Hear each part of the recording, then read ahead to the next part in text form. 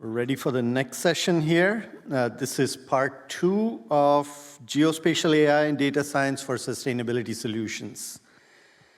We have 2 talks in this session. The first one is by Orhun Aydin from St. Louis University. The talk is titled Deep Q-Learning Framework for Qualitative Climate Change Adaptation Policy for Florida Road Networks Due to Extreme Precipitation. Thank you. Today I will talk about what would climate adaptability would look like given all this uncertainty. And throughout this forum, we have seen amazing work that predicts extreme events. And this talk is going to be about what are some of the quantitative decision-making mechanisms for adaptation and sustainability in the face of this great climatic challenge.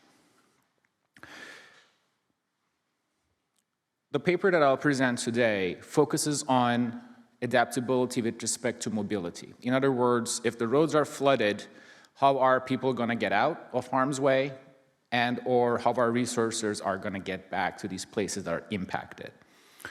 And the rules that I follow here are posted by the DOT, and I think this is a good reminder for all of us when there is 1 to 6 inches of water that is steady, that's an unsafe driving condition.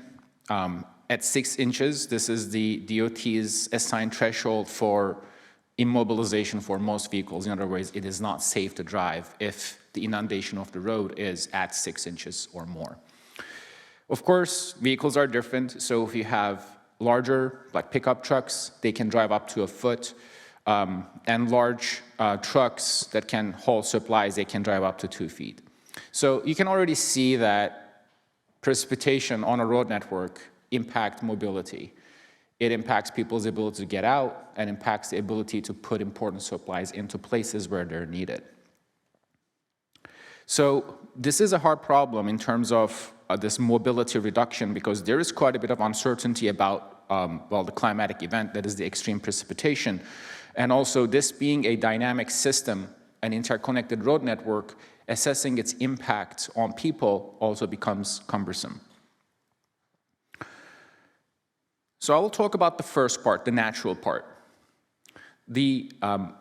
First and foremost, in order to make plans about how to address mobility reduction and how to sustain mobility during an extreme precipitation event, we need some projections. We need some forecasts into the future.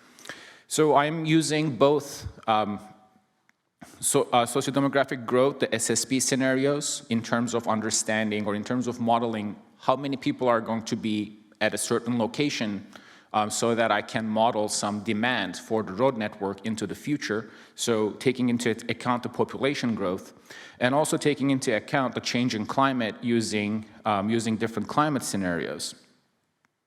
So here we both have the societal change and also the change in the network. And I look at the 2 horizons for 2030 and 2050 for a variety of floods in terms of their intensity, the 2-year flood, the 5-year flood, 10-year flood, and the 100-year flood, the last of which is the most extreme one. So in this study, I use the PCR Glob 2.0 and ModFlow to model coastal subsidence, to forecast coastal subsidence. So this is model-based.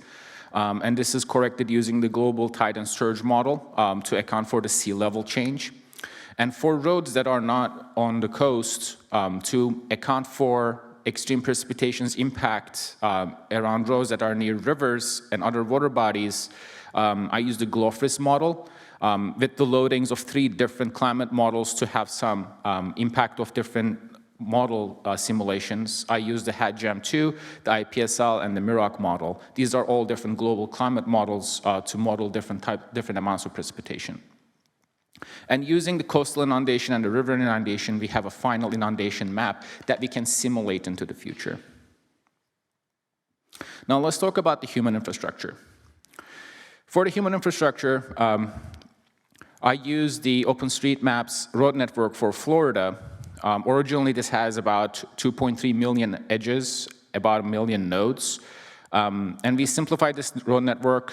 Within 0.1 miles are being merged. So this gives us a smaller road network. So on top of this precipitation, we also have the road network numerically represented. Now let's get back to quantifying the impact of a road closure due to inundation, due to flooding.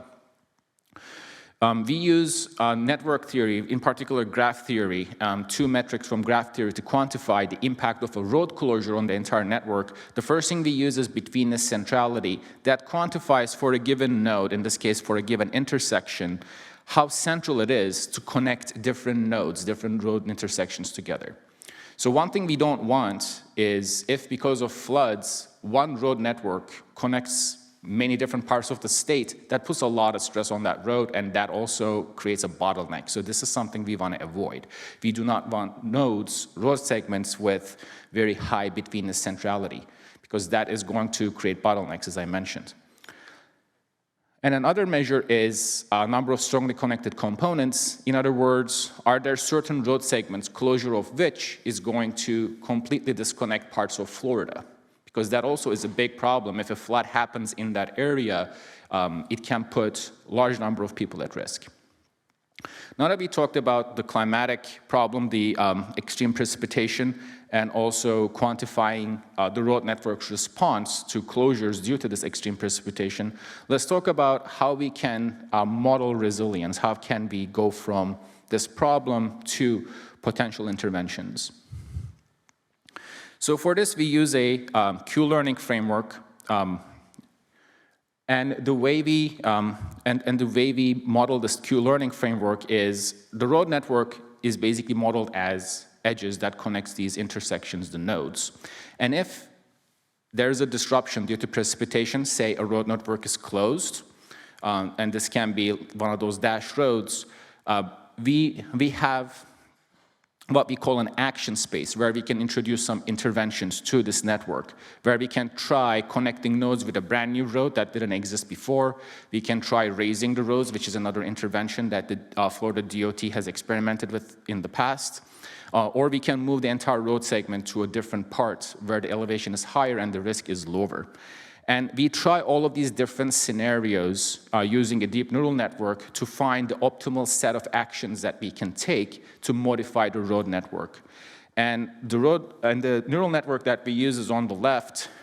We basically start with a fully connected layer, with two fully connected layers, to distill it down to which actions we can take for at any given node at any given time, given these inundation simulations. So to optimize this using a deep neural network, we need a cost function, a reward function. So here, this is the definition of our reward function. The story behind this reward function is we want to penalize if an intervention to the road network creates bottlenecks. In other words, if it increases the average betweenness connectivity of a node. And we also want to penalize if there are a large number of disconnected networks, disconnected road segments in Florida, because that means that precipitation has segmented the road network. And using this objective function or this reward function, we have the action space, which are the types of interventions we can make to this road network, which is removing a road segment, adding a road segment, or modifying a road segment by raising it so that it'll be above the inundation line. So when we take a look at some of the results, the first here is just exploratory, just looking at the Florida road network graph without any changes, so the current infrastructure. One thing that we see here is for frequent two-year floods, we see an expected pattern that more CO2 just means more load on certain roads because more roads are going to be prone to being closed.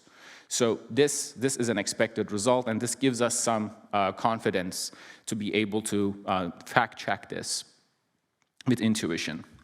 One thing we do observe, however, with locations of extreme flood events do break this pattern because for even what we call a milder climate change scenario, such as RCP 4.5, we see that major intersections are being closed. So even if all the policies that we are struggling to pass are passed and carbon dioxide is substantially reduced, and we are in this RCP 4.5 scenario, we see massive closures. And when we look at the road network disruption, the number of strongly connected components, basically the number of this network that is disconnected, again, we see that with out into the future, with extreme carbon dioxide scenarios like RCP 8.5, the network that is fully connected, there is one component, which is great. That means that you can go from any intersection in Florida to any other intersection.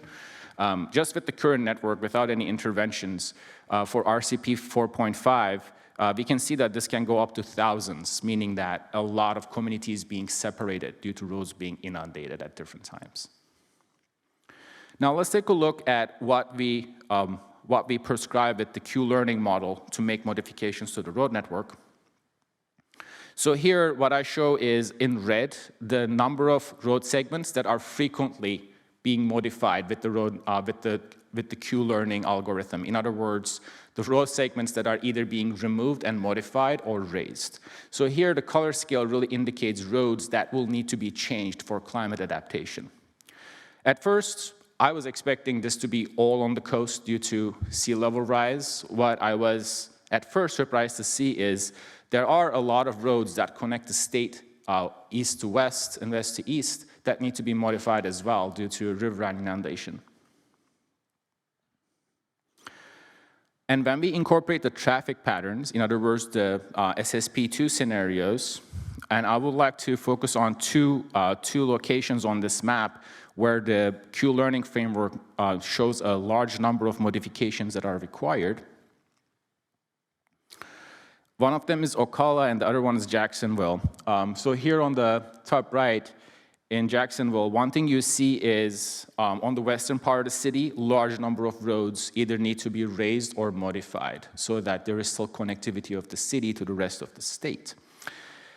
And this is, again, somewhat expected for climate adaptation. We do need to modify these roads, and here the sea level rise has a big impact. What was somewhat surprising to me is this town of Ocala that is a junction town that has multiple highways intersecting in this town. It does have quite substantial changes required to the road network just because it's an important hub. And it is expected to be inundated quite frequently in both RCP 4.5 and 8.5 scenarios. So using this framework, we can go from a problem to looking for many decisions, many different types of solutions to modify the road network. So here, we show that even with the milder scenarios, substantial changes need to be made to the road network. And with this method, we can start looking for decisions for modifying the road network. And this modification is not only along the coast, but massive modification so the entire road network is required in hubs. And with that being said, if there are any questions, I'll be happy to answer them. Thank you.